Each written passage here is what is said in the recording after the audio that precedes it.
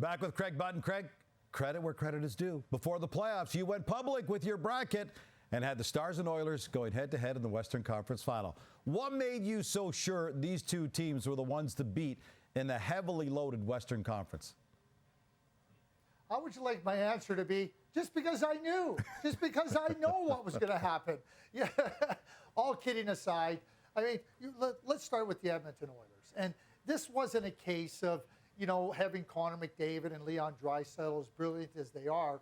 It was about the way the team had performed under the guidance of Chris Knoblauch. From the time he took over on November 13th, this was a team that at that point in time were in the depths of despair. And coach comes in, he instills a belief in the group, a belief that they can win in different ways, a belief that every player can contribute in meaningful ways. I think that was so important for the Edmonton Oilers. And I think it was important for McDavid and Draisaitl not to feel that everything rested on their shoulders. So when you consider what Chris Knoblauch did from the time he took over, and if you even take away his first 5 games where they were only 2-3, from that point on, top 5, like goals for, goals against, power play, penalty killing, everything that went with it. I mean, there was questions about Skinner. There was questions about everything in Edmonton.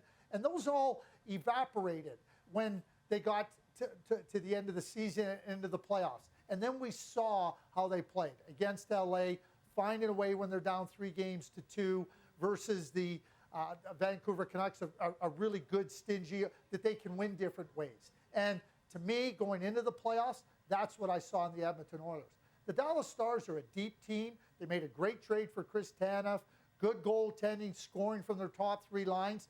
It was no accident that they were a team that finished at the top of a very competitive Western Conference. So as you watch over a period of time heading into the playoffs, both these teams had what I would call fundamental elements solidly in place that gave me confidence to pick them to be meeting one another in the conference final. So the Oilers eliminated the Vancouver Canucks despite Connor McDavid not having his best stuff. Let's be honest. He was held without a point in 3 games, had 2 others in just 1 assist in 2 other games. How important was it for Edmonton to get the job done while McDavid was good, but not McDavid-like? Well, I think, again, Gino, it speaks to where the team finds itself. Connor McDavid, and he's brilliant, and we've seen him be prolific with his scoring in the playoffs and when the challenges become great. But to be a good team and understanding that other players can contribute and it doesn't just rest at the feet of 1 or 2 or 3 players is really important for having success. And when you go into a series and you know it's going to be tight defensively and you know you're going to be limited in your scoring chances, then you have to find ways to contribute in different ways. I think Connor McDavid did do that. It may not have been reflected in the stat sheet, but deeper and throughout the lineup, I think that the Edmonton Oilers, to a player, could look at themselves and go, boy, I contributed to that. I contributed to that. How many times in the past have we said, geez, if only they could get some players to help McDavid and Draisaitl, if only they had a couple more players, a little bit more depth. They have that now. So if there's a little bit of a dry spell points-wise for Connor McDavid or even Leon Draisaitl, they know, those 2 players know that, hey, we got a good team here. We got good players surrounding us, and we're going to go about and play our game, and we have a chance to win.